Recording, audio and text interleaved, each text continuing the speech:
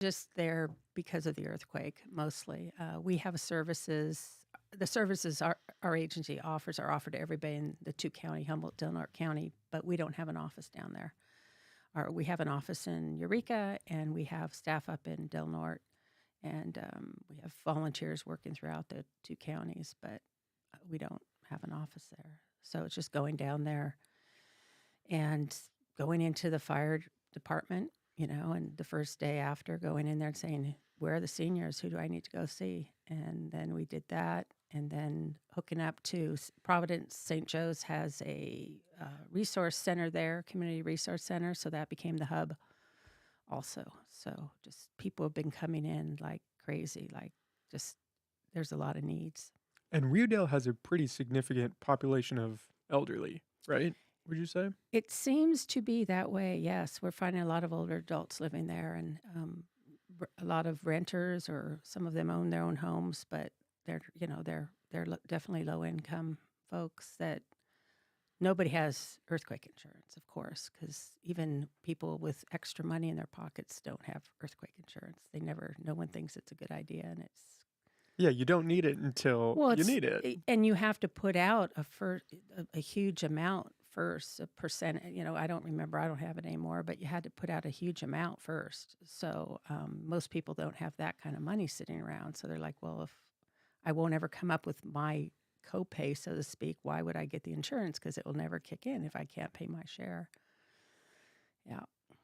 And then Anyway. we got hit, and then Yeah. everything changes. Yeah. Although most of the people, renters can't get earthquake insurance.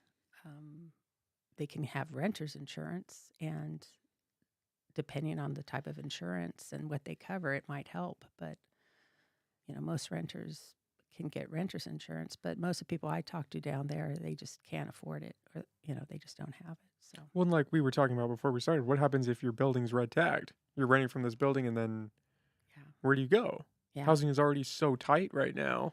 So what happened initially is people were going to friends or sleeping in their cars, or if they could afford it, getting hotels. And now the county is giving people hotel vouchers for housing, for hotel housing for these folks. And I don't know. I mean, that's a county question in terms of how long that's going to be and what's going to happen. I mean, the earthquake is over in seconds, but their repercussions are going to go on for years.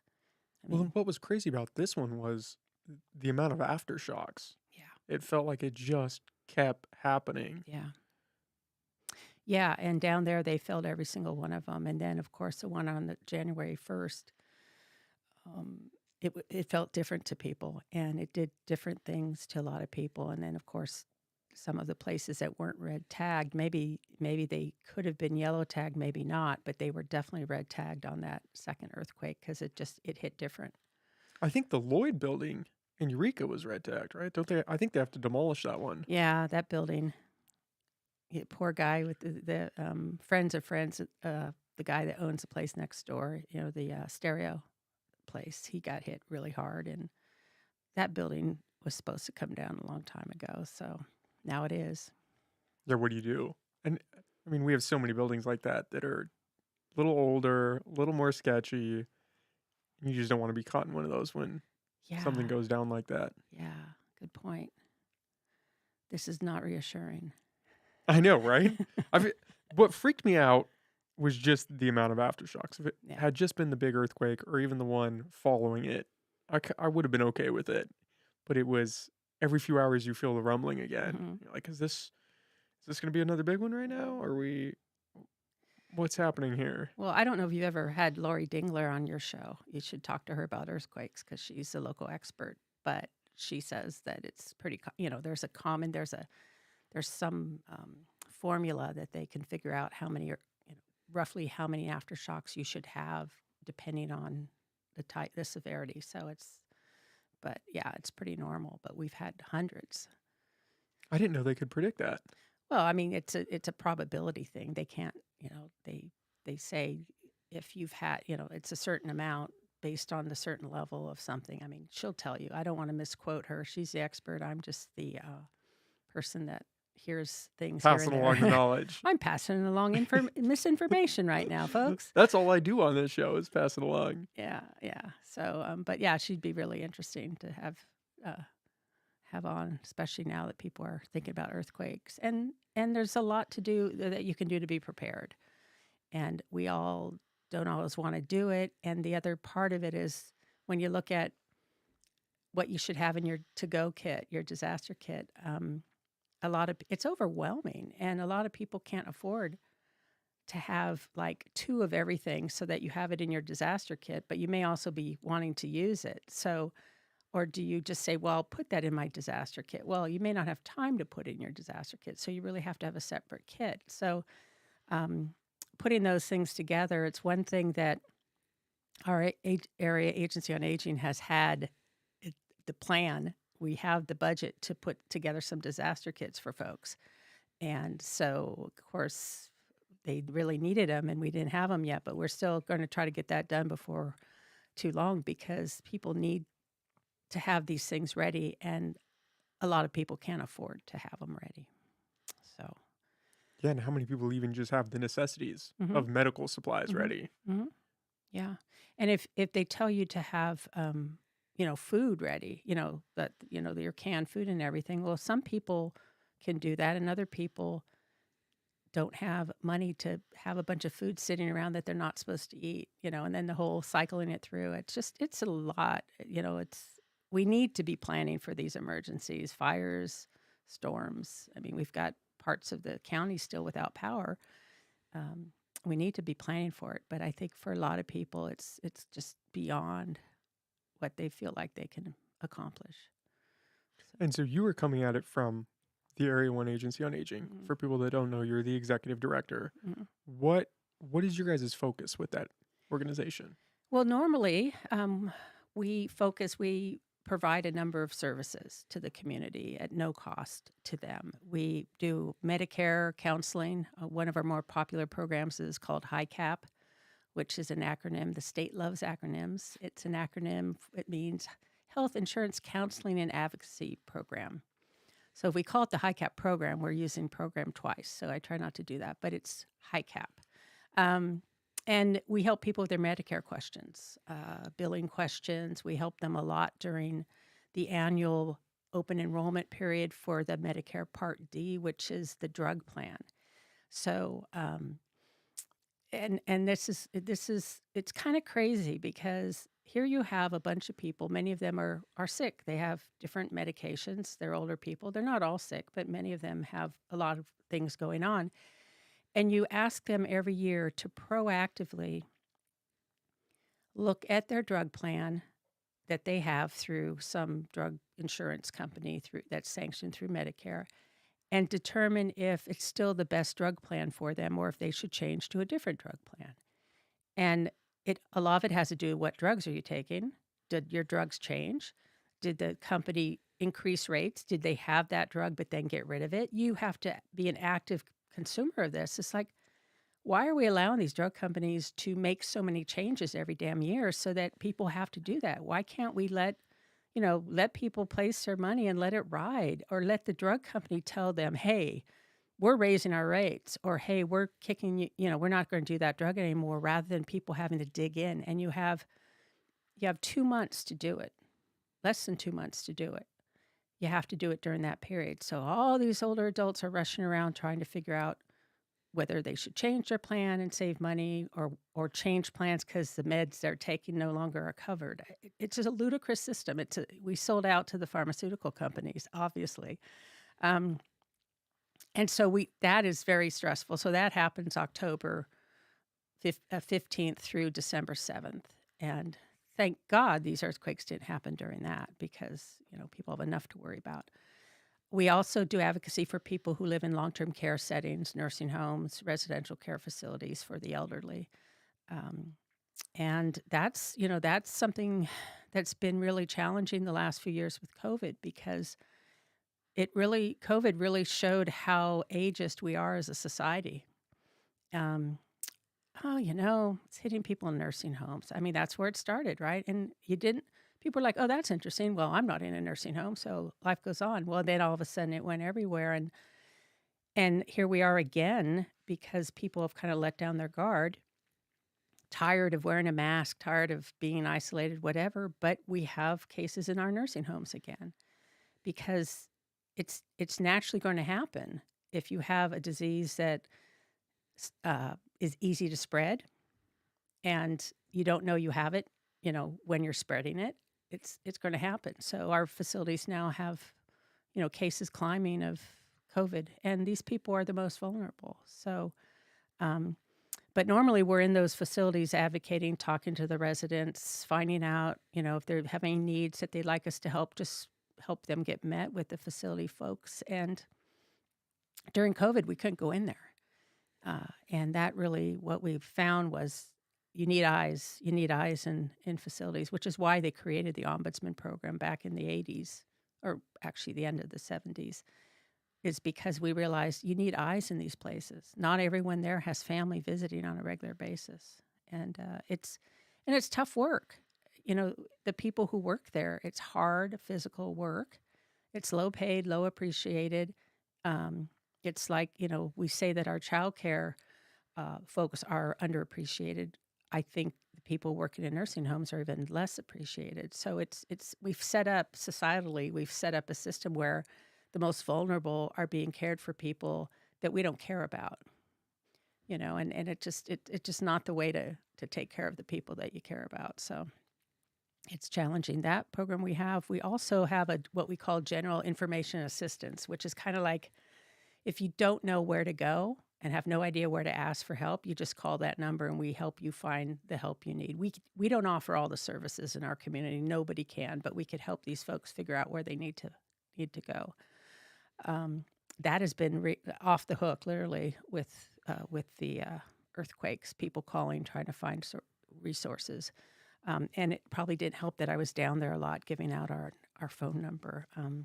Sorry, Well, it guys. probably did help them. It helped Just not your them, but staff. They sorry, were probably staff. swamped. Well, most of my staff were off a lot from the 20th to the 3rd. So I figure I did the work those 2 weeks, and so now they can take over. But no, there's a great group of people working down there, and I don't want to go back to that right now. But a lot of people were running to help folks in Rio Dell and other places.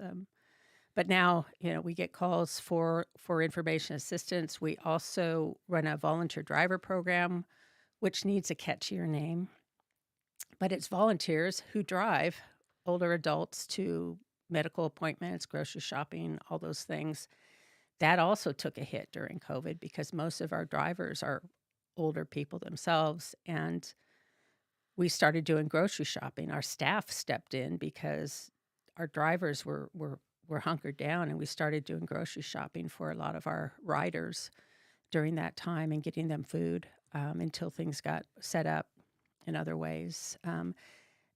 People don't realize not everyone could afford to call like a grocery delivery entity and say, bring me groceries from Safeway. You know how expensive that is? It's ridiculous. I mean, come on, and not to mention, Safeway probably doesn't deliver to Bridgeville or Rio Dell or many of these other places where people are living. So I was on a call a couple years ago when this was happening with somebody in our state office who, they're in Sacramento, and they're like, well, and we wanted to give out cash gift cards. We want to say, look, the best thing you could give people in a crisis is cash, right? Gift cards, give them cash, let them go buy the food they want, buy gas, buy what they need.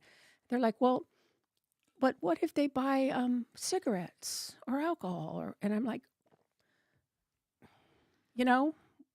they probably will buy food if they're hungry, and they're like, well, why can't you buy groceries and deliver them to them? I'm like, and then give them what they don't want. I mean, we have systems in place that help people with that. But what about just saying to somebody, give them the dignity of saying, I know you're hurting right now. I know you can't you can't go from Bridgeville to Costco and load up. You're not going to do that, but you might pop into the local grocery store in town to get some things. Here's some cash. Why can't we do that? It was, but the best one was, hey, have food delivered from Safeway. I'm like, honey, you do not know where we live. It was just, and every once in a while I go online and I'll look at it and say, let's see if I want to have food delivered from Safeway. I go, I don't want to spend that much money. Safeway's a block away anyway, but why would I? It's crazy. You pay double the price just for the food to be delivered. It S- doesn't It, it it, doesn't pan it, out. it doesn't add up. Yeah. And that's what happens. So you can either afford that or you can't. And if you can't, then you're not having your problem solved for you. Well, Um, that I think that's the root of a lot of how society functions when you do get older, mhm, is you either have the money to be put in a care home or be able to pay for your meds or have mhm. these access to these facilities, or you don't have the funds. And then you hope that your family can take care of you, or you just try to function until you can't. And then what happens if you do get your license taken away because maybe you're a little senile, maybe you have some dementia kicking in? Where do you go? What do you do? Especially if you don't have anybody. Sure, sure, and certainly living where we do, pretty rural, that people cars are critically important. Um, there's this movement to recognize that there's a lot more of us now who they call, who are maybe not well, they were saying elder orphans for a while, um, but now we're talking about people who are aging solo.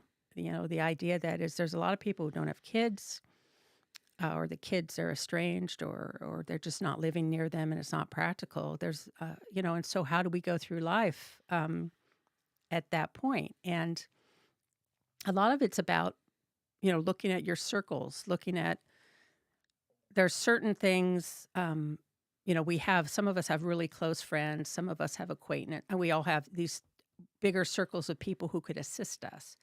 And the idea is to really be thoughtful about who's best for what. In other words, don't lay everything on your family, or your best friend. Think about, well, my family maybe could do this, but my friend over here, Martha, she knows medical stuff a lot. So I might talk to Martha about helping me when I have medical issues that I need to understand rather than stressing my daughter out because my daughter won't understand it.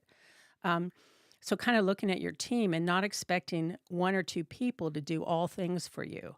We go to experts for everything. We go to doctors, we go to lawyers, we go to whatever. So don't expect the one or two people in your life to be those all or nothing experts. Widen your circle. Like for me, I live alone and I lift. I'm usually moving things around, lifting things. I need to learn it's okay to ask some of the younger people around me to do it, not because I can't do it anymore right now, but because if they can help me, I don't have to do it, and I'm saving, and they want to. So creating those systems around you of people of all ages. My dad and my stepmom at some point moved into like a senior retirement community. And when I would go visit them, I was the youngest person there. It was really kind of freaky. It was in my 40s and 50s. I'm like, this is kind of a strange place. My mom, on the other hand, has always lived in mixed communities, like just when she started living in apartments, it's like all ages, all ethnicities, all types of people. And she has friends. She had friends of all ages. Whereas my dad, most of his friends were his age. And as everyone started dying, was less there.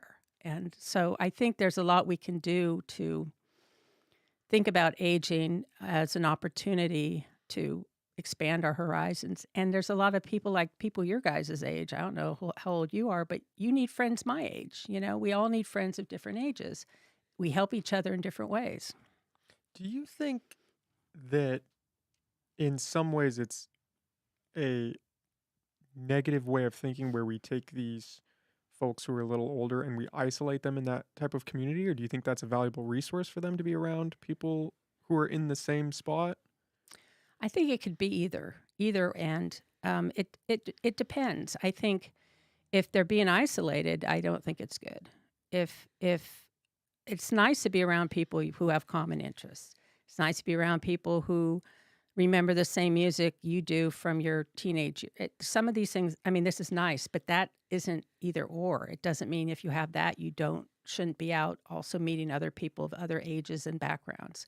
Um, I mean, our society now, we're all really good at just wanting to hang out with people who agree with everything we have to say. Um, but I think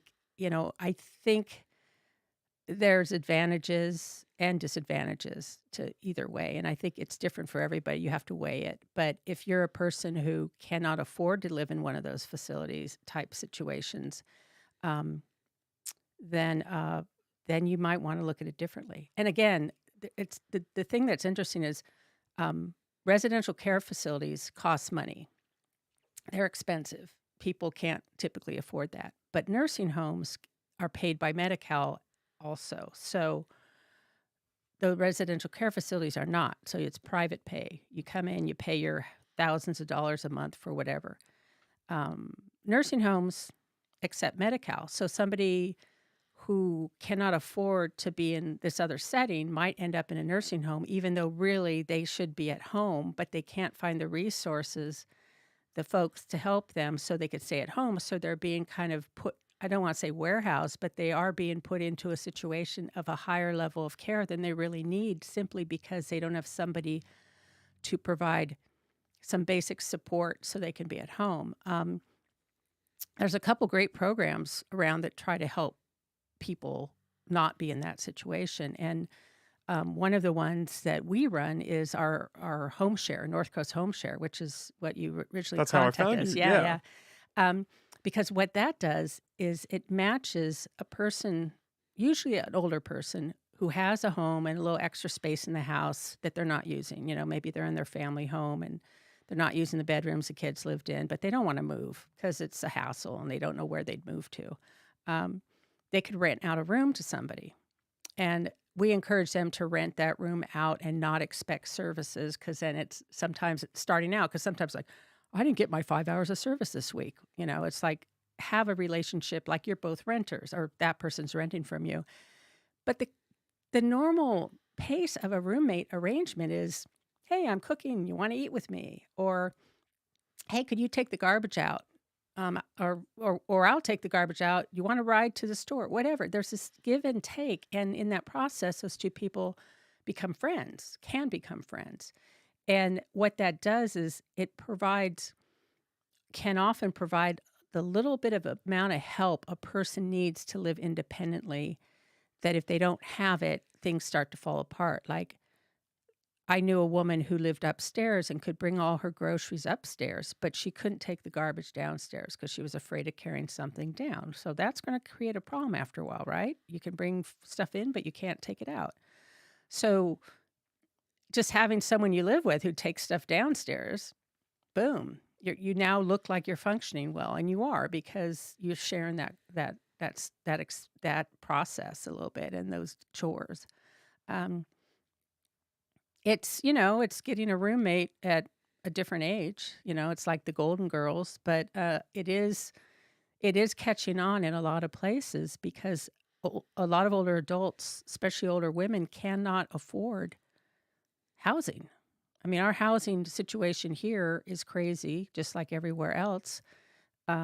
I know that Arcata House Partnership serves a lot of older adults, a lot of women who are homeless now for the first time ever.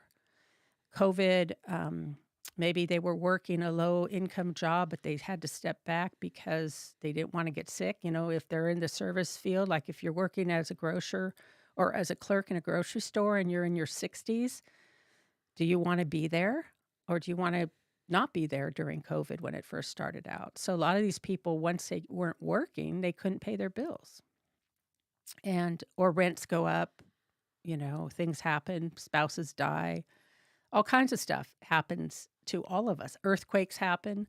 And so most of us don't have that safety net that we could just go and say, oh, that's not a problem. I got money in the bank. I'll just, take care of it. Most people, most hardworking people don't have $500 for a crisis.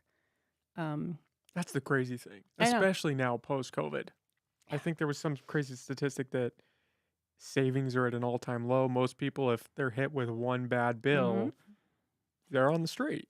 They're going paycheck to paycheck and barely that. They're barely scraping by with that. Yeah, I think Americans have probably been living paycheck to paycheck more often than a lot of other places. other developed countries. I think we have this weird desire to just go have stuff way too often. Consumerism. Yeah, it's a thing, and the other thing is, I have a side. Well, before I go there, I was going to the other program that I wanted to mention is called Redwood Coast Village, which is volunteer organization. You become a member, and they encourage you to volunteer also, and it's to help do those chores and different things that you just need a little help with as you get older. Or maybe you're going to go have surgery. You need someone to take care of you, walk your dog until you can do that. Maybe you're going to be out of town, somebody to water your plants, bring in your mail, somebody to put the light bulbs up so you're not going up on ladders, or do some just kind of handy person work or social work, maybe do the grocery shopping.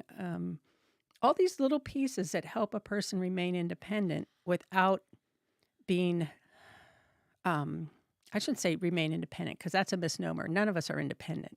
Our society is like, independence is so important. No, we're not independent. We're so interdependent. We are so dependent on other people, even if we think we're not. I mean, we if we were really independent, no one would ever get married or have children.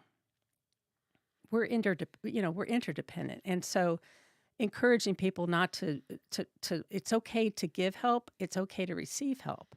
Um, and it's dignified. It's dignified to give help and not always be on the recipient end. Um, but I think so. So that program gives people, even the members, even one of the older, more frail members could still make phone calls to another member and check in and say, "Hey, how you doing? What's going on with you?" These are services. That's an important service too. So that's a great program, Redwood Coast Village. They're always looking for volunteers, even if you're not a member. They're looking for people of all ages to drive people to grocery stores or drive people to a movie or whatever they might want. That idea of leaning on people around you is something even I struggle with at my age. And I'm only 25 and I have a very hard time of asking for help or even just leaning on a friend, saying, "Hey, could you help me do this?" Or not even just in the sense that you always go to that same person, but even spreading it around. I'm very much the type of person that would live and die by my own sword. And it's beneficial in some ways, but it is definitely a hindrance in others because like you said, everybody needs a community. You need Mhm. people to help you. You need to help other people. That's just the function of a good society.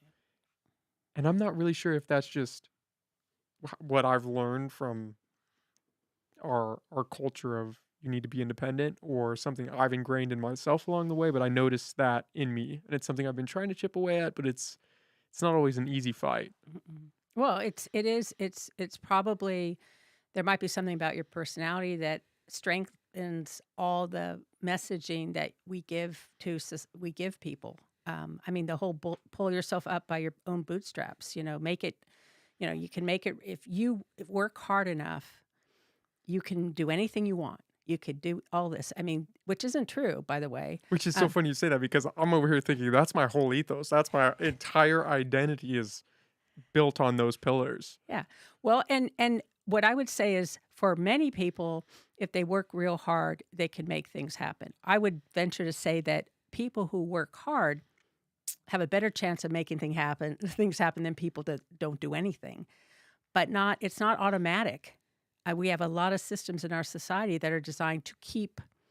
Not everybody can be a millionaire. Not everybody could be at the top of. We've got to have this pyramid where there's fewer people at the top and there's all these people at the bottom who are serving that notion. It's the when you look at a lot of things in our society runs on scapegoating. It runs on the us and them phenomenon. It's like we have to have people we can look at who it's like if I make it good, if I do something successful, it's because of my work.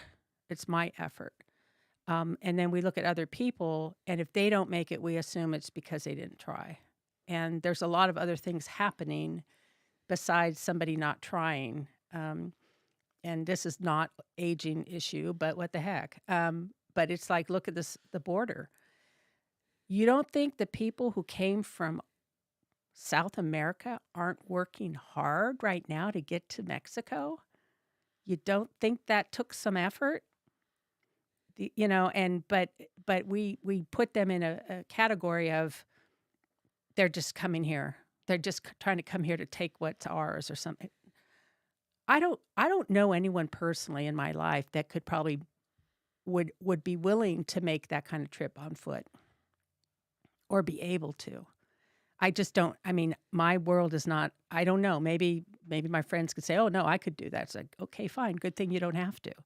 But so we do have this notion that you know, if I'm successful, it's because what I did, and not looking at luck or where we were born or who we were born to, whether we got it. We don't. I mean, there's both. You can't sit around and say, "I'm going to rest on what was given to me at birth," but people don't come into this world into the same circumstances. Um, and I think we see that with the older adults we work with. I mean, a lot of these people we're helping, they had manual labor jobs or low paying jobs their whole life. They worked hard. Physically, they're beat up. They're not lazy people. But our society doesn't pay certain work as well as we pay other work. So they didn't have, you know, they didn't have it. If you're getting paid minimum wage your whole life, your Social Security check is not going to be as big as somebody who gets a lot more money. That's just math. And the damage on you is going to be so much more significant. Mm-hmm. If you're working a manual labor job your entire life, by the time you're Yeah. 60 and the time somebody who worked a desk job their whole life is 60, Yeah. you are in radically different positions. Yep. Yep. So I think it's really easy to, and I think, when I look at, I mentioned earlier about ageism, I mean, there's a lot of isms that we have in society um, ageism is one I mean, it's so inherent in all of us. It's inherent in the marketing. It's inherent I mean, if you buy a birthday card for somebody that, I'm turning 30, I'm over the hill. That's funny when you turn 40 and 50 and 60 and 80. It's like 30, come on. But I mean, this whole thing, and it's always a negative thing. It's always, um, youth is seen as, look at the ads, look at how much face cream we all buy. Look at Youth is everything. youth is everything. And to be fair, I have my nieces and my nephew. They're all in their 20s, and it goes the other way too. I mean, when you're young, you can be discounted for not knowing anything or not having it. I mean, it goes both ways, but it's worse I think it's worse because you're always going to get older and be able to prove that you're not that young person anymore. But the older person being judged for being old, You're not going to get younger. they're not going to get younger to show you something. And why should they? They've done everything you've done and more. Um, so it's hard. And I do think the COVID disaster in this country, well, was part of it was just people kind of going, it's just hitting old people. They've had good lives. They've had enough. I mean, if that went through preschools the way it went through nursing homes, I don't know. I think people would have been.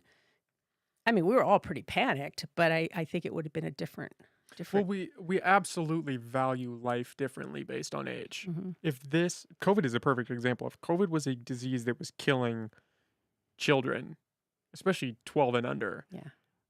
it would have been radically different, especially if it was more severe and was really just running through the population.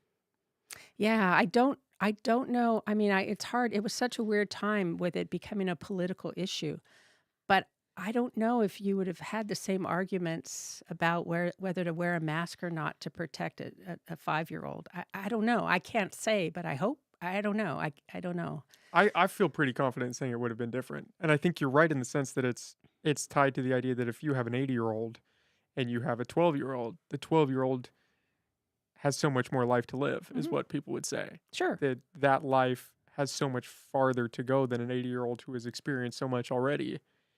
And so the sacrifice is Yeah. is greater in that sense. And I think if you had that 80-year-old sit there and say, if you said look, honey, it's you or him, that 80-year-old would also say, save the boy. You would hope so. That'd be crazy if it went the other way, and they're Well, like, but I but need to stick around." but yeah, I think that would happen. But I think the difference is that um, Nobody's trying to save the 80-year-old. yeah, and and it's hard.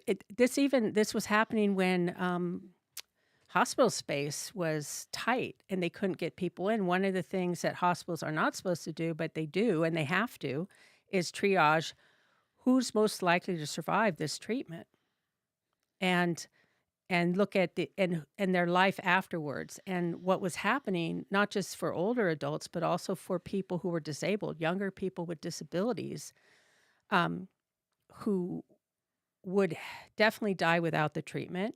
But there were judgments about, well, even if they get the treatment, what's the quality of life? It's like, well, that's not a question I want a doctor answering for me. I want to answer that myself. And so it was pretty crazy time for a lot of folks, pretty fearful, thinking, "Oh my God, what will happen if I need that care and I can't get it because I have a disability?" And someone says, "Yeah, your your life isn't that great anyway." I mean, in their heads. And the person's like, "This is my life. I like my life. I don't care that I'm disabled. I want treatment. I deserve treatment. It's only fair that I get treatment." So those decisions were being made, and it's pretty harsh. Well, and everybody wants to keep going. It doesn't matter if you're 80, it doesn't matter if you're 95. Yeah. Nobody wants to just tap out. Everybody thinks I can squeeze a little more time out. And I think some of that has to be tied around how we view death in this society and Yeah. how detached we are from it and how afraid we are. Mhm. I mean, especially just look at how we live life. I mean, it's so sanitized nowadays. We're detached from our food, we're detached from any semblance of violence for the most part, and then death comes and Yeah. it's almost from behind the corner and Yeah. nobody ever sees it coming. Even though it's the one thing it's that, they say We're all death and going through it. taxes. And that's the other thing about younger people, like or anybody, younger, older people fearing age. And it's a one thing. We all sit there. We all want to age. None of us want to, none of us want to die when we're young. But then all of a sudden we get older and we're like, I don't want to be older. Well, the only way not to be old is to die when you're young. I mean, I can't figure out another way to explain this. It's like you're either going to, yeah.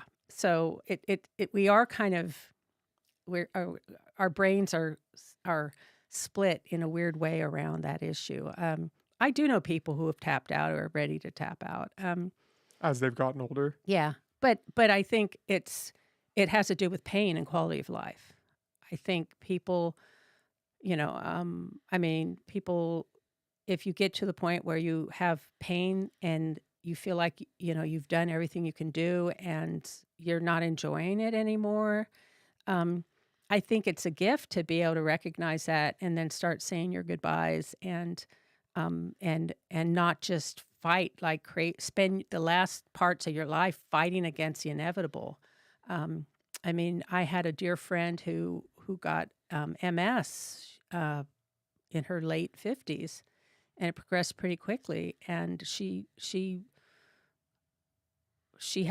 rallied her community around her. We were doing a lot of things for her family, and she had a big party this year in March, and then she ended her life in April. And she was alive, alive, alive, alive till the end. But she chose it because she knew what was happening to her body. And most of us don't have that obvious kind of reminder that life is precious. We just kind of take it for granted till all of a sudden it's too late. But she lived every second of her life loud. And and I mean, it was such a gift. It's tragic, but it was a gift that she gave her friends to not like kind of hide out and be sad, but to just say, we're going to do this. We're going to celebrate me and celebrate my friendship and celebrate all of you and this community. We're going to celebrate this because I'm not going to beat this and I'm going to go out on my terms. You know? It's So, just an incredibly difficult situation to be in. oh hell yeah. It's just, I mean, especially with something like MS, or I always fall back on dementia, which is an even lighter case in comparison. But the idea that your body is almost betraying you in a sense, or that it's failing. And I think, again, tying back into our culture, we fetishize this idea of no, keep fight until the end. Just bear it out. It doesn't matter if you're suffering, you can get another day. And you should stick around not for yourself, but for your family.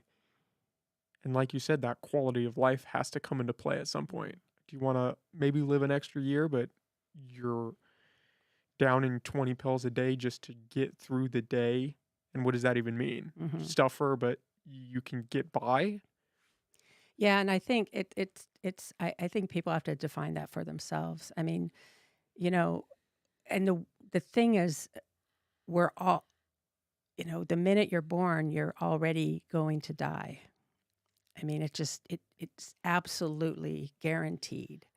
And so and we I mean, we all have an unknown amount of time that we get to do this thing that we call the human existence and stuff. And so, as we are already sorry, you said you're in your 20s. Sorry. Um, so you are aging right now, and things are going to change. And the beauty of it is it doesn't happen overnight. Because if you went to bed tonight as it's 20 something and woke up as a 60 something, you would not be able to handle it. But we're given the gift of life in small increments. For most of us, unless you have an accident or something big happens, your aging process is very slow. So you don't quite see it for what it is until you look back on it. And I think that's a good system, because I think um, it's hard. I think it'd be hard for somebody to just wake up and be 50 years older, physically and mentally. Mentally, it'd break you. If I just woke up tomorrow and I was 80 years old, I would snap. I would snap for sure.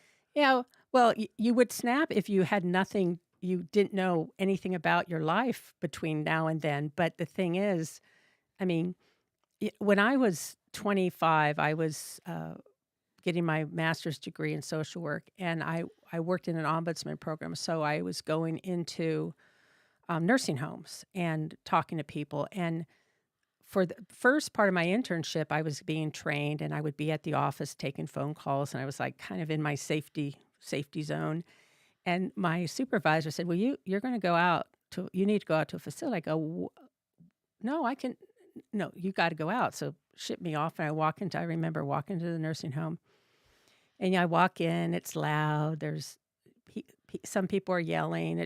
There's a lot going on, and I'm like, "Oh my god, oh my god!" And I thought, well, I'm supposed to go talk to people, so I kind of go down the hall, and I'm looking at who should I talk to. These people are slumped over. Um, how do I enter into it? And I turned the corner and I looked into a room, and there was a fellow laying in bed, and he wasn't screaming. He was calm and everything. I thought, okay, this guy, yeah, maybe he's asleep. Maybe I'll knock lightly and he just won't. So I knocked on the door. I said, "Hi, it's Maggie. I'm here. I'm the ombudsman." And he opened his eyes, kind of sat up, looked at me, and just gave me the biggest smile. And it was like, wow, he's a guy. He's a guy in the bed. He's normal. And I came in and started talking to him. And what I realized is this guy's 80 and I'm 25, but he's been 25 before. He's been all the ages I've been already. He knows exactly, he knows what my life has been. Maybe, as a guy, but he knows what I've done in my life so far in a overall sense. And I can connect with him based on my experience because he knows what that is. And then based on that, I can learn about his life because we can connect as 25-year-olds and then start talking about life in general. And at that moment, I'm like, there's nothing to be afraid of here, because we're afraid. We go in, people are afraid of of how to interact with somebody that might be drooped over or slobbering or confused or whatever. It's like, connect with them where you are, and it's just like with music. People with dementia, they connect to their music of their teens and early 20s. So do that. That music part of your brain is different than the speaking part of your brain. So do that. I mean, but once I figured out I could connect with these people based on them, who they are, not who I am, but kind of who we both are in this, or who he's been. He knows what it's like to be a 12-year-old, 14-year-old, whatever. He knows all that. So why am I afraid? This guy's a 25-year-old. I mean, granted, that's a frightening thought because 25-year-olds, anyway, not to offend. No, no. But I mean, I knew what a 25-year-old was and I could connect with him and it was such a moment of understanding, and it really helped frame how I interact with older adults the rest of my life. It's like they've been there, they know, and not from a judgmental telling me what to do. They just know. People enjoy connecting with younger people about life. And if you're willing to listen to the stories, it's like, I think everybody, in a way, I think once you got to be a little older to have this happen to you. But I think you'll find at some point that there will be a moment in your life, an age or time in your life that everything just felt like it was awesome. Not that it will never be awesome again, but there was just that moment in your young life where you go, this is great. I have a great group of friends. And it's almost like when you ask older people, I would start asking them, how old are you in your mind? And they would tell me 21, 20, whatever. And it was always going back to that time in their life that just had that remarkable impact on them. Even a guy that was like 21 and in World War II, but that's where he went. You think, well, why do you want to go there? Well, that's where he connected in his life with the people he connected with. So even just asking people, what age are you right now? Everybody I've talked to, that we all have ages. I'm 26, but I talked to a guy the other day. He said he was 35. I said, oh, you're old. Because, 26-year-old's going to think a 35-year-old's pretty old. So, but Yeah, I think it's that youthful essence, right? Yeah. Just because your body is 80 doesn't mean that your mind necessarily is 80. Yeah. Yeah, you have the experience, but Yeah. we're Well, all like and kids at heart. we are. And, on the other side, there are people who were born old and act old and are old forever, even if they're in their 20s or whatever. I mean, it's... I feel that way in a sense. I feel like I'm one of those old people that's trapped in a young guy's body. My mom always would tell me I was born old, and I'm like, oh, man, that's not good. Yeah, it's not a happy thought. I think she meant wise, and I'm convinced that's what she meant. No, I think she meant because I was always kind of looking at how everyone was and making sure everyone was okay. Maybe I wasn't born old so much. I was born codependent. That's a joke.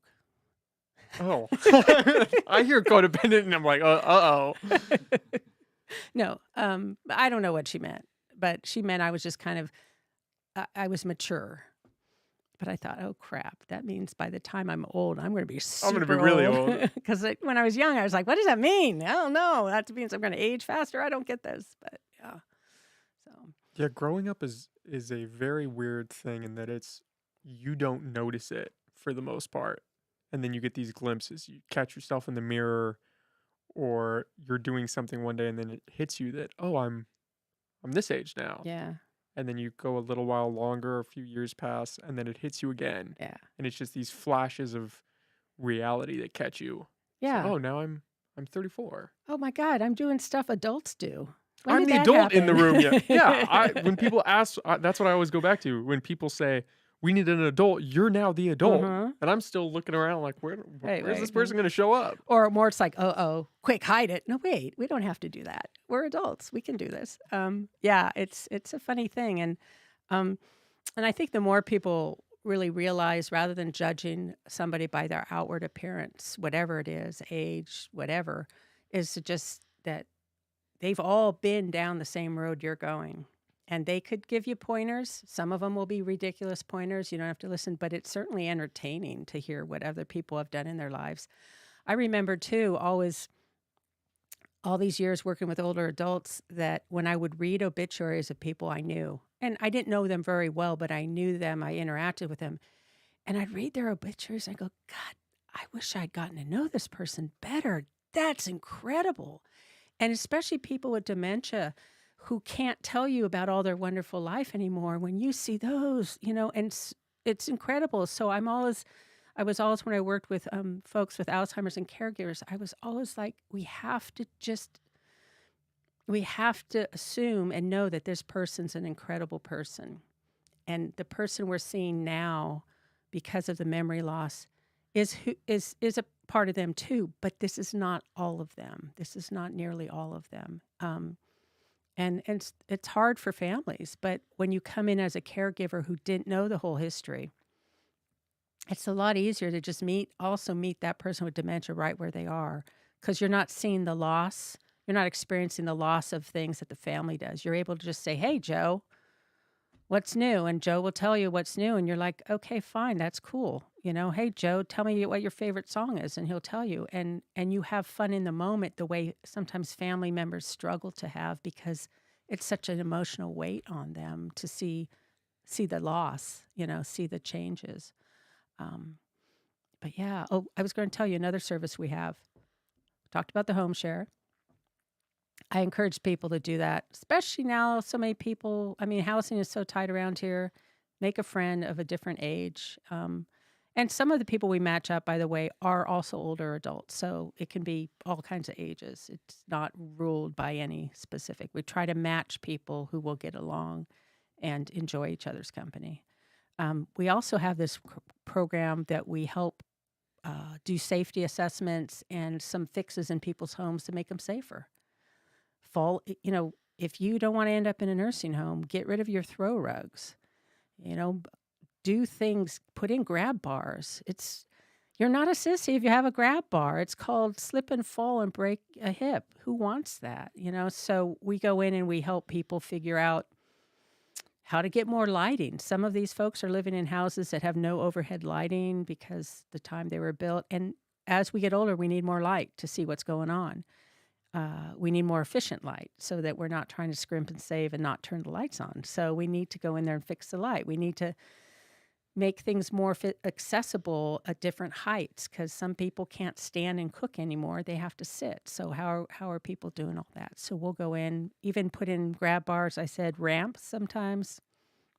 Anything we could do to keep people safe in their home, because it just creates a whole nother chain of events if someone has to go out of their home for a while. And it's hard to come back sometimes. So that's a program that's great. We also have a fall prevention exercise class that we do, and we switched that to Zoom. It was all on Zoom with our teachers during COVID, and now they're coming back to classes. Those are fun. People got through COVID, seeing their friends on the Zoom classes and doing the exercises. We also have a class where we teach people how to use iPads, getting iPads out to people, teaching people how to use it, because everyone talks about the digital divide and that older adults were left out, when they couldn't be out seeing each other. And I'll tell you, I know older adults in their 90s who use phones and iPads and stuff just fine. And I know younger people, who don't. So it's, again, we can't stereotype, but people who were born at a time where these things were just ubiquitous. It's easy. It's there all the time. But people who were born when you were still using numbers or names on phones, you would pick up the phone. I see it on TV. Wasn't me, but I was like, what are they saying? It's a big gap, and people need some help filling that gap and using the equipment. But it's been pretty successful. We've been getting iPads into people's hands, and paying for the data for the iPad for them too. So that's something we're still doing. We'd like to get more people involved in that for sure. Yeah, that seems like a great resource. That's another access to the world resource, like driving your car is. Yeah. And the thing, every program I've mentioned, we have a small number of staff who work in our organization, but these programs all can get bigger with volunteers. So ombudsman program, we can serve more people if we have volunteers doing that work. High cap, same. The volunteer driver program. the teaching the classes. We can expand them up to Del Norte, and wherever we can have somebody who wants to teach, we can teach. Wherever we have someone who wants to be a driver, if I had volunteers in Rio Del who wanted to drive people to Fortuna, boom, I can serve people in Rio Del. So it's again encouraging, not just don't just assume that if there's a government program that they're going to just take care of those older people. It's like we as a community are taking care of each other. And so our agency can do so much, but we need the volunteers. We need the people out there saying, hey, I'll drive somebody. I'll do that. I have time. And it's a hoot. I mean, I've done rides. I've been driving people places, and you just meet the most interesting people. Again, you connect, you hear some stories, and it's, just think about yourself. Well, I know it's hard, but imagine, what stories you might want to tell somebody in 30, 50 years, you want somebody to listen, I hope. And that's the other thing. We think old people are always telling stories. Well, we're all always telling stories. It's just we judge older people harshly when they tell their stories. Think about it. You tell your friends stories all the time. Oh, this weekend I did this, that, and the other thing. Or what about the sports injuries? I used to play soccer, or whatever. We'd all talk about, oh man, I did this, I did that. Well, older folks, they start talking about the different ailments and stuff. It's like, yeah, but we all do that. Everyone does that. And it's just, there's a certain amount of judgment we have about, oh, they're telling stories, or they're telling the same stories again. My mom used to repeat her stories all the time. Well, the good ones you do. And yeah, you might forget you told somebody already, but I repeat stories too. We all do. I mean, and I did it before I officially became a senior. So I think, again, we just have these prejudices about people based on stereotypes. It's like everyone tells stories. It's not like these people waited till they were 70 before they ever told a story. They've been telling them their whole lives, I mean, the comedians on stage tell stories all the time. That's what people do. They might make theirs up. Well, I don't know. But Well, I think when you're younger too, it's easier to write off your grandparents' stories because you're so involved in your own world mhm. that you hear grandpa talking about some story about what happened to him when he was younger. You're just like, yeah, okay. Thanks, grandpa. Yeah. And then you go back to your phone. Yeah, exactly. And I think the thing that you hear, what my mom just passed away this year, and I think the thing that I hear from in my own head and from my siblings, but also from other people who've lost their parents, is how much they wish they had taped the stories or written the stories down, because we all, we've got parts of stories and also stories that we thought we heard a million times, and we did, but we didn't quite hear all of it because we weren't paying attention. And so there's gaps in those stories. So I really encourage people to not blow off Grandpa's story, because Grandpa's trying to tell you something. And when Grandpa's gone, the story will be gone too if you don't catch it. And it's called history. And I think our society sometimes we discount history, and we repeat the bad parts of it all the time because we're not paying attention to what's going on and what's happening. So I think there's some good stories, and even just recording it, then you'll have that person's voice forever, or until they change technology again. Um, you might have it on a little square disc, or anyway, An old floppy disk from oh, back in floppy the day. disk. Yeah, all those things. I know. I find them. I have a side gig where I help people with downsizing and moving, and sometimes I'll find a little hard square ones. And just like, What do I do with this? What's happening? yeah. It's I'd say, yeah, there's no way you can do anything with this. This is a mystery that will never be solved. But yeah, and I think, what else do we do? A lot of it is just trying to hook people up to resources. There's a lot of good resources around for helping families, caregivers. We subcontract with a caregiver service that helps people just figure out how to be a caregiver and how to deal with the stress of that. We also have a contract with legal services so that low-income older adults who need some help with, like right now, renters issues and stuff. We have a workshop going on tomorrow in Real Del to talk to renters about hey, what do you do now? What are your rights? You know, if your house is red tagged, I mean, your rental is red tagged, what do you do? How do you go about getting your life back together? So that's happening tomorrow. Oh, that's dated. Well, it happened whenever we. Well, people are listening now, so they'll be able to hear that. Okay, good. Or not. But anyway, so that's happening. We also have contracts with a couple senior centers that do nutrition programs. They do home delivered meals, meals on wheels, and then meals on site. Well, with COVID, they couldn't do the meals on site anymore, so they created these to-go meal situations where people would drive up, get their meals, and that really opened the doors for a lot of people who would never go to the center every single day for a meal, but might drive in and pick up a week's meals. And I'm thinking again about Realdale. There's a group of people in Realdale who were not going to each drive to Fortuna for a sit-down meal because their community is Realdale, but they would take turns driving there and picking up the meals for all of them so they could hang out and have their meals. So that's something that really makes a difference. There's a lot of older adults who are not eating enough food. And hunger is an issue in our community. Definitely. You talk to Food for People. I mean, they've got people coming in of all ages because of COVID and the economy that had never thought they'd be going to a food bank. It's a weird world we're living in right now. That's a fact. That is an understatement. Yes. So You said something about your friend with MS that really stuck with me. You said that she lived loud until the end. mm-hmm.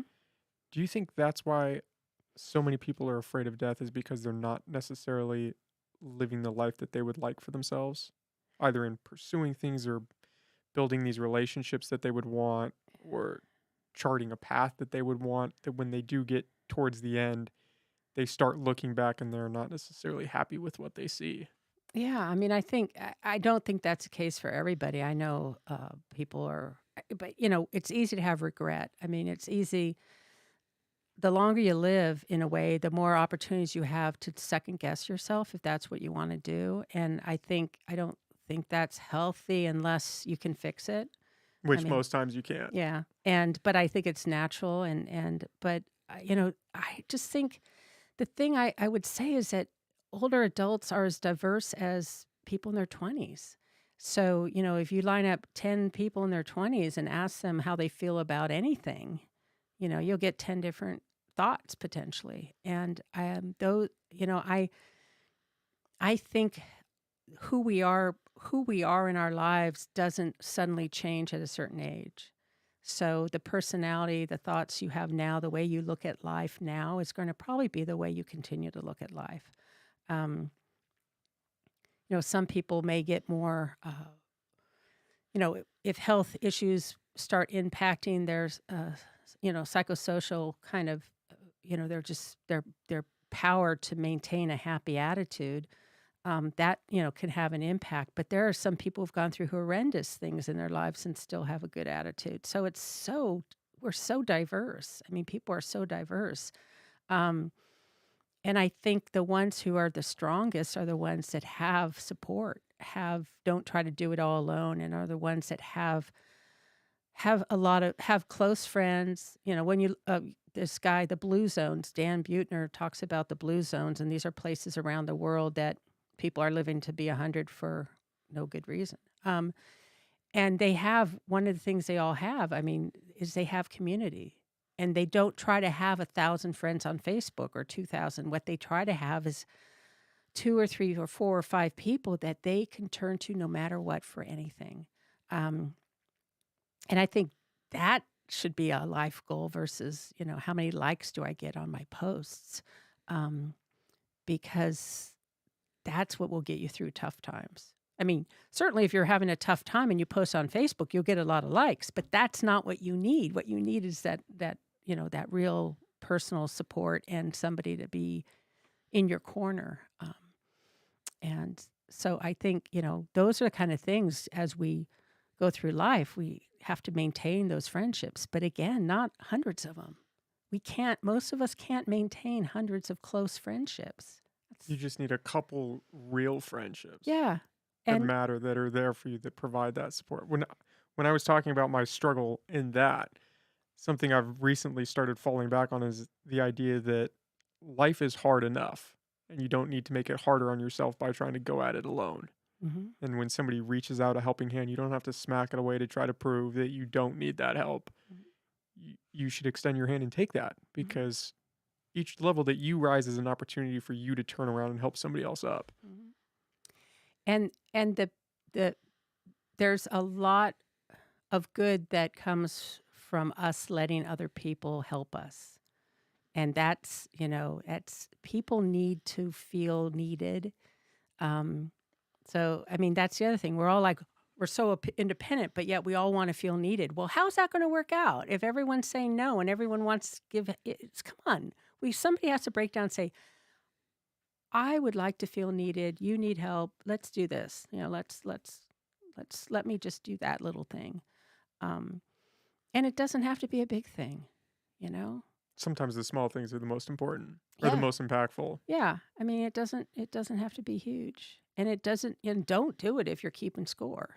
I mean, if you're going to keep track of how many times you helped somebody and they didn't help you, you better just stop. Yeah, that's 'Cause a rough road to go down. Nobody wants to be around the people that do that. yeah, I did that for you twice and you only did it for me once. So what's that about? Yeah, and often, the best help is when nobody knows you did it. I mean, that's kind of cool too, So, yeah, I think we cannot there I've worked in government funded nonprofits my whole adult life and working with older adults, and the government has a role to play, and we wouldn't be able to do what we do without government funding. That's it. But they're not nimble, and they're not. We can't count on the government in a disaster, for example, immediately. That we can't. We have to. You got to count on each other. You got to look at check on your neighbors. Are they okay? That's the thing is, if everybody just checked on their neighbors, then in theory, everyone would have checked or been checked on, right? I mean, if everybody does it, we all have neighbors somewhere. I mean, you might have to go a little further if you live out in the country, but if everyone just kind of did that little bit, um, we'd have people checked on. I don't know. What made you get involved with Area 1? Well, I started out as a child. As we all do. Yeah, although I was an old child, apparently. Um, I was born an old child.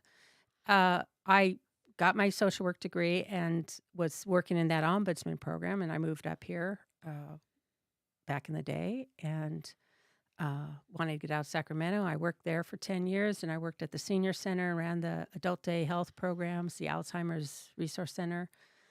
And we built the Alzheimer's Resource Center over there, did a big capital campaign. And then I said, I need a break. I'm going to join the Peace Corps, which is kind of a silly thing to think, but I did it.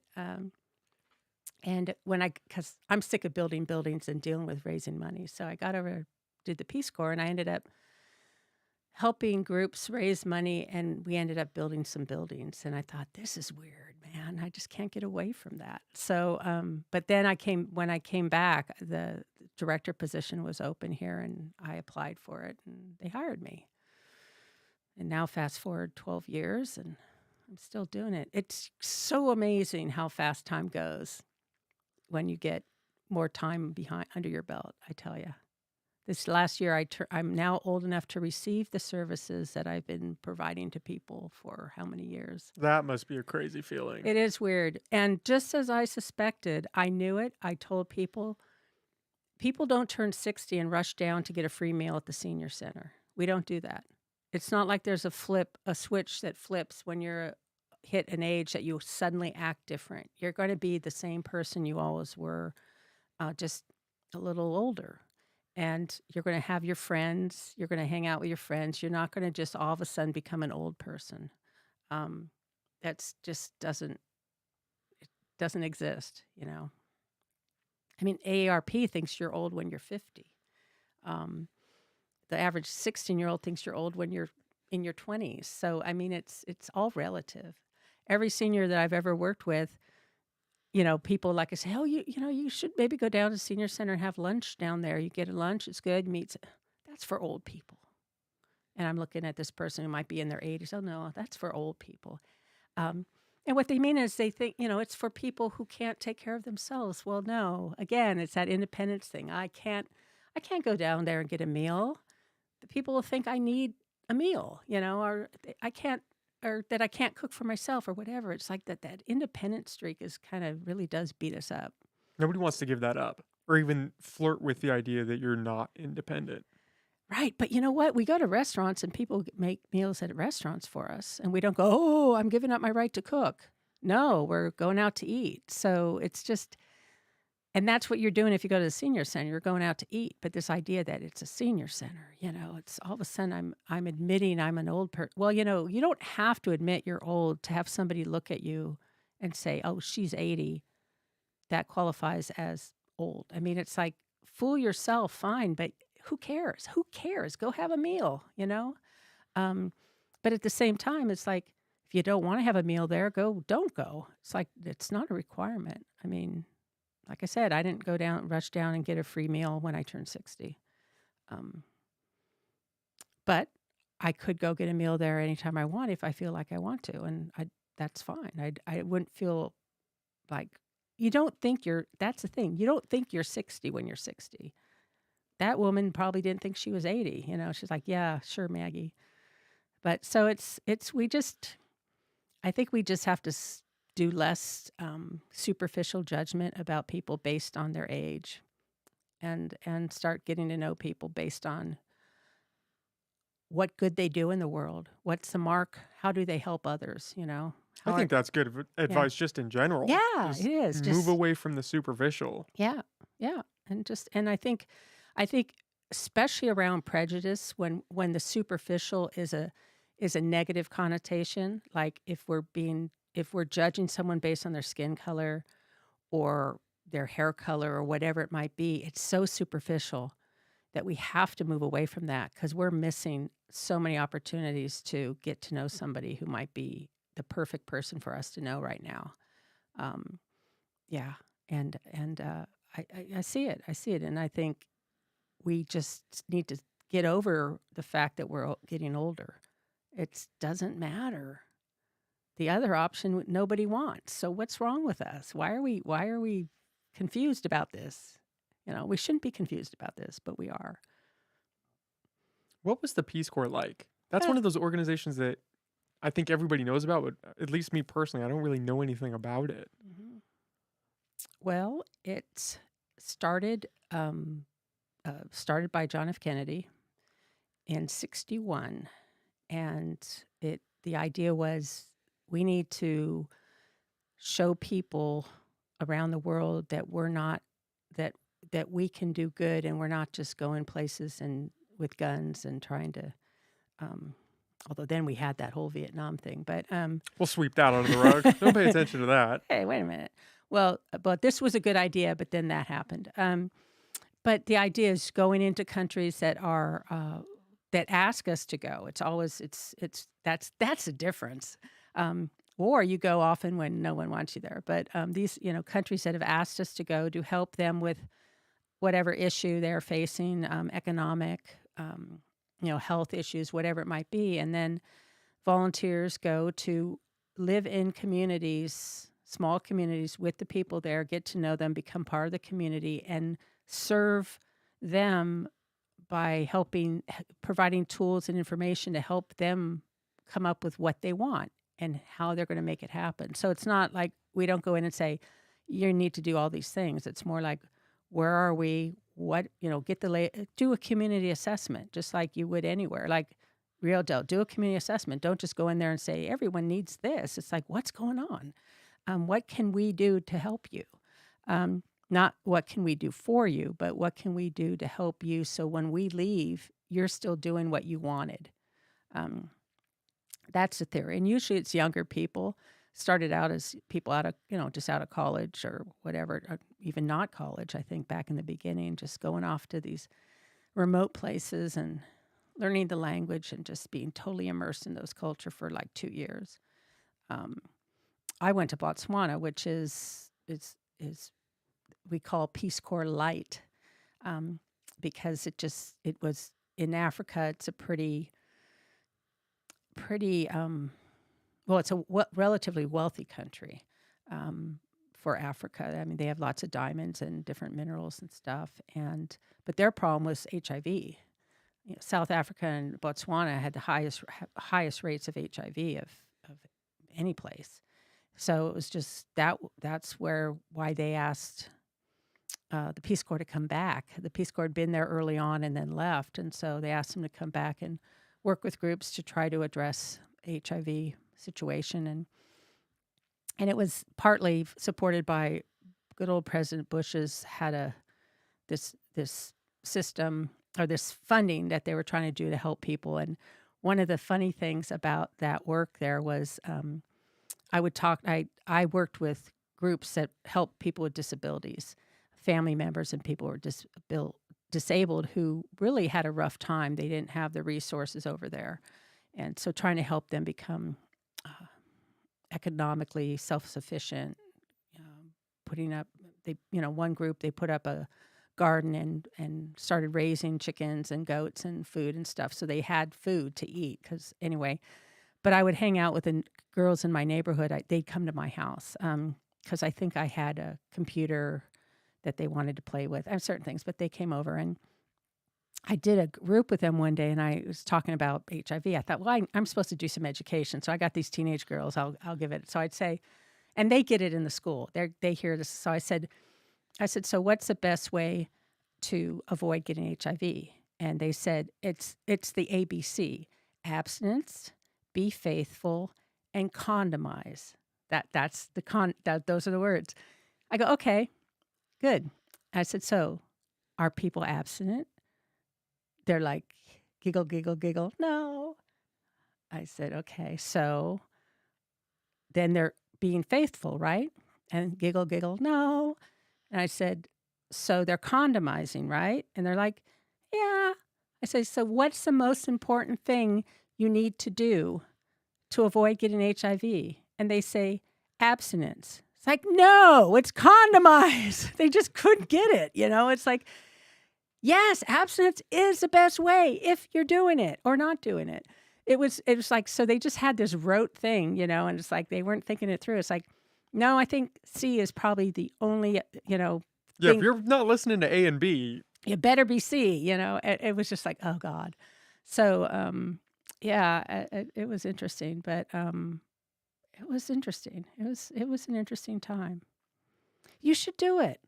I don't know. I think I've had a couple guests on that have kind of glossed over, at least traveling to Africa Mm-hmm. and volunteering. That is something I would be interested in Yeah. doing. It's just the volunteer work. Yeah. And you could do it without, I would suggest for you, I don't know you, but I feel like after this time together that you just go do it on your own, find people, make connections. There's all kinds of groups over there because Peace Corps is they take care of everything. They take care of a lot of things for you, housing, training, all this, but then they just keep an eye on you. I mean, they have rules. Is that a safety thing, or they're just micromanaging in well, a sense? Yes, both. Well, no, I wouldn't say they're micromanaging, but they want to make sure you're doing what they're being paid and the government is saying you're doing, because Peace Corps on Capitol Hill always gets looked at as, why are we doing this? Why are we sending our people? Why are we spending money helping other people? So they have to show impact. Just like they have to they can't just be sending 20-somethings off to party for 2 years. Yeah, that wouldn't last long. Which is what some of them end up doing. So, I mean, there's a balance. But, when COVID hit, my God, the thing Peace Corps is really good at is getting you out of Dodge. When COVID hit, they had to get thousands of volunteers out of countries within 24 hours. I mean, they were moving people out, and it's incredible that they were able to do that. When I had to come home when my dad was sick, and I was telling my stepmom, my dad will be dead within 3 days of when he stops taking his medicine. And my brother's like, how do you know that? You don't know that. I go, trust me, he will be dead within 3 days. Once he says, I don't want to take my pills anymore, he will be dead. I want to be home. So finally, got my finally got her to ask me to come because I couldn't just get on a plane. And then Peace Corps got me out so fast. I mean, as soon as they got that I needed to go home, they got me out and gave me 10 days to be home. And he did. He died. I saw him that when I got there, he died the next day. And so, I mean, they're really good at getting you out of town when you need to be out of town, I guess. So that's Did kind you of a just weird have thing. intuition for that for your dad? What was? Well, I mean, he'd been ill and he had lots of things wrong with him and he was taking a lot of medicines. And I just, I don't know if it's scientific, but just all the years I've worked around older adults, um, one thing you at some point decide to do is you don't want to take your pills anymore. And I just felt like with the amount of pills he was taking that were balancing and doing all these things to his body, um, that they wouldn't be in. I mean, some of them had half lives and were probably still kicking around and they're doing something, but that it was like too much to have been going in to try to keep him alive to just suddenly take out. And I just felt, and my mom, when she passed, she stopped, she did the same thing. She just at some point just said, I'm not taking, she didn't take as many. So for her, it wasn't, I don't know. I guess it was intuition. I didn't have any factual basis to know it, but I was just adamant. And it was good that I proved myself right because my brother, I think I impressed him because he's like, you can't know that. I go, I do. And he's like, what? So Well, and I mean, good in the sense that you got to be home for yeah. that. The funny thing though is my mom picks me up, and my parents, they've been divorced forever. So my mom picks me up. And after we go see my dad, we go to my mom's apartment. I walk in, I look around, I'm like, things are askew, astray, everything. And what's going on? She goes, well, I'm moving. I go, you're what? She goes, yeah, I'm moving. I go, when are you moving? And I go, Mom, what's the plan? I mean, if Dad wasn't sick and I didn't come home, who would? She's like, oh, I don't know. So, so I'm there for 10 days, and I spent that time packing her up, getting it moved, and unpacking everything and putting it away. I'm thinking, Mom, what's the plan? What the hell was this? So she might have had some intuition, but that I'd be coming to help her. But that was too funny. It's like, because I would move her. I'm her mover. I would be the one. But I'm like, really? What? It was crazy. It's crazy. But it gave me something to do while I was home because otherwise I would have just been sitting there and being sad. Yeah, it keeps you busy. Kept me busy, kept idle hands and all that. So, but it's crazy. It's weird how things work out like that. Yeah. I Yeah. I have to ask, and I'm not sure how prominent this issue is, but you hear about it a lot. Elder abuse, especially in care facilities. And I know that you said you do advocacy. Do you have any familiarity with that? Have you heard Yeah. any of that? Yeah. When I was the ombudsman, we would get would get reports of alleged or suspected elder abuse in facilities, and the law is that abuse in facilities has to be reported to either the ombudsman or law enforcement. So we would get a lot of those reports, and um, I mean, I would say it runs the gamut of people doing. Not everybody, but the rare individual who really does something mean and nasty, and to kind of neglect that is more about staffing, maybe not purposeful neglect, but just they can't get to all the care they need to provide because of staffing levels, and the staff that are there are working so hard, but they just they're not superhuman, and so those are different extremes. But sometimes, I mean, I would see things where, people were bruised where it was clear. I mean, when you get older, you bruise more easily. And these are very frail people in these facilities. So bruising's easy, but it's, where's the bruise? What's it look like? There's all this stuff, just being handled roughly. Again, not every day. This isn't something, but it does happen. You know, Yeah, and financial abuse. Forget just in the nursing homes, but financial abuse is a big deal. And a lot of financial abuse is some of it is family members just saying, "I'm taking care of you. I deserve some money," or because I'm doing all this work, um, or or maybe I'm not working at all anymore, and because I'm taking care. I mean, there might be the sense of entitlement.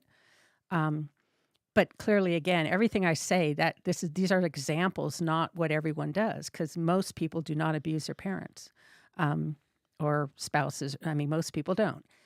But, there's also some sense that or some studies that indicate that if there were difficult situations when the kids were growing up, maybe there was some type of abuse that learned behavior then comes, that is used when the parent is frail, and that's a learning. It's not like it's a learning thing. It's like if you learn to deal with stress or conflict physically, and you learn that, then you're going to use that later unless you learn not to. So, again, there's lots of things going on, but stress. I mean, think of how many times. I mean, providing care for another person, especially either someone you don't know and you're being paid, or a family member you love and you've seen them change, is very stressful. So it's difficult. Verbal abuse, just or yelling. I mean, that happens. Lots of things happen. But I would say generally, most people are not being abused.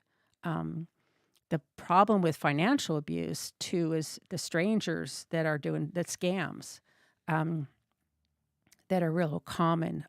People saying, the grandchild scam where they call. I would, I don't know if I would. I don't have grandkids, so that wouldn't work. But That'd be worrisome if that one got you. Hey, it's your grandson calling. hey, but if it was, maybe it was if one of my nieces called. But the point is, I'd be asking questions like, "What's your birthday? What's your sister's birthday? What's your brother's birthday? Ah, you don't have a brother. Hang up." I mean, I would think I'd be on, but again, and I would say a lot of people hang up on those, but the people who don't get scammed. I and it's rampant. I mean, people call and are telling you all kinds of stuff, and generally speaking, it's like if you didn't call them. You don't have a relationship with these people. They're not going to call you. If you think it's your credit card company, call your credit card company. I mean, fine, don't just pretty much anyone who's calling you without you asking them to is probably just bogus. They really are. Um, but a lot of these people are really good at being so nice and caring, and of course, there's don't ever pay a contractor, especially I'm saying this now, people with damage to their homes, don't ever pay somebody up front. Don't pay them until they're done. But that happens all the time, all the time. Um, it just, it makes me mad that there's so many mean people out there who are just doing the wrong thing. The phone scams, especially, are sickening Yeah, when they're just taking advantage of these people. yeah, yeah. It's just, and once the money's gone, the money's gone. Banks are supposed to notice things like money coming out and things, and report it now. Um, but it's gone, especially good scammers. I mean, if it's a guy down the street that made you write him a check, he'll be easy to catch. But these folks are calling from God knows where, and Yeah, if they're halfway around the world, what are you going to do? You're not getting that money back. no, you're not. You're not. And it happens. And I sometimes talk to families who are like, I know, moms, this is happening. I don't know what to do. And I'm like, and it's hard to take access. It's hard to say to your parent, you're not allowed to write checks anymore, or you're not allowed to, yeah, I'm taking all this stuff away. It's hard to do that in a way that doesn't alienate your parent and make them angry. It goes back to the independent thing that we've been talking Mhm. about. Yeah. Yeah. And, the other thing is there are a lot of older adults fear their family putting them into a facility. But They've do you think that's because of the neglect and abuse? Because that's what I've always heard, and that's what freaks me out. Is that if what happens if you put your folks in this home and then somebody mistreats them? yeah, Like that would kill me as a child yeah, if my parents were neglected or abused, and I was the one that put them there. sure. And I think and I think, yeah, I mean, if you have the assumption that everyone who goes in a nursing facility is going to be neglected or abused, then it'd be hard. And I hear families all the time saying, "I promised mom I would never put her in a facility, but I can't keep doing this," and so I would say don't make I mean, like with my mom, I never made that promise to her, but I just knew it would never happen. Um, so in a way I made it, but I didn't say the words so that I'd later feel guilty about it. And she but I think we just don't know what the future is going to bring. And there are resources to keep people at home, but it takes a village. Like with my friend, the younger friend, who it we had a lot of people helping her, so her husband could keep working. And it wasn't just on him and their daughter. I mean, we had people were bringing food, people would be sitting with her, people, I mean, so you have to create, and it's almost like it's acceptable to create a village when you're a young person. But, when someone says, "Oh, I'm taking care of my mom now," and like, we don't gather the same way as a village. We think it's the families needs to do it. Well, this isn't a family job. This is a job for superhuman. Especially with dementia, it's a 36-hour day. It's the name of the book that, is about it. It's impossible to be one caregiver for anybody. And anyone who tries it is going to set themselves up to feel bad because they're failing. And they shouldn't feel bad. They should know that it's impossible. It's impossible to be one person doing it. And just ask for help. Call us. We'll hook you up to caregiver services. Look at your tribe. Again, don't look at your entire tribe and say, "Okay, I need help." But pick and choose the things that people are good at. My brother was really good with financial stuff with my mom, and he lived near her, so he could run over and be at her house within a minute. They lived in the same condo complex. So he was really good at being there for her in the moment if she needed an emergency type of thing. She would tell him, "I'm getting in the shower." And she didn't call him back in a while to say, "I'm out of the shower," he would know he needed to come over. Great. He would not have been good going with her to doctor's appointments. That's what I did. So instead of making him do stuff he wasn't good at, we made me do the stuff. We took turns. We did different things. And that's what people should be doing. Think about, if you don't have family to do it, then think about your friends, and it's okay to ask for help. And I think it's just finding the right resources, which is Hmm. great that you guys provide that service and finding people that you trust or that can be trusted to Yeah. do that. I mean, I've heard horror stories of even people that have at home care and it gets dicey. I've heard stories of Hmm. people, especially with dementia, being taken advantage of and their caregiver trying to steal money from Hmm. them, trying to convince them that they're going to get married to get that. I mean, Hmm. and I'm sure that this is not the status quo and these are very rare circumstances, but you hear that and it Oh strikes yeah. some fear in you. Yeah. It's there, but it's not, it's there and you have to be careful, but it's not automatically going to happen.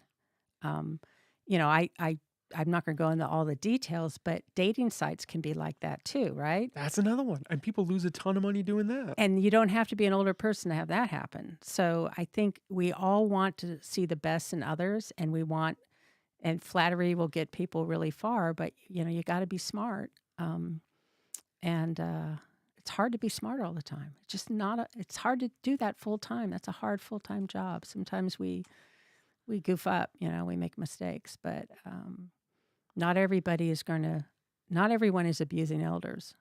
There Because, are some really great people out yeah. there. Yeah. And, I think it's important to find out what the person's training is. One of the things I always would tell family members who wanted to hire someone for in home care is like, tell them you're doing a background check. And if they don't want a background check done, then you just saved yourself some time. Um, it's not perfect because it's only convictions, but if they got one, they're They're not going to let you do a background check. So, yeah. Okay, well, I think we can end it on that. Maggie, I really enjoyed talking with you. Thank you for coming on. Thank you very much. I appreciate the offer, and I want to hold something up, if I could. Absolutely. Just Senior information guide. yeah, if anybody, this has all kinds of resources in it to help seniors and caregivers, and we have these at our office, and they're out around town as well. So, and if you can't come by and get one, you can call us and we can mail you one. And then do you want to plug where people can find Area 1, where they can find you, where they can find your side business, if they're interested in moving? Yeah, Area Agency on Aging, our offices are at 333 J Street in Eureka. It's the corner, it faces the jail, kind of. We're on the street that dead ends in the jail, but we are not the jail. And my side business, info at crafttransitions.com. I didn't, yeah. That's the reason I was kind of being weird is that right now my side business has been put to the side because of the earthquake stuff I'm working on, because I can only have so many hours in the day. But that's it. Info at crafttransitions.com. Okay, well, Maggie, really, I appreciated this. I Me enjoyed it a too. lot. Thank you. Absolutely. Anytime. Okay, well, we'll definitely have to get you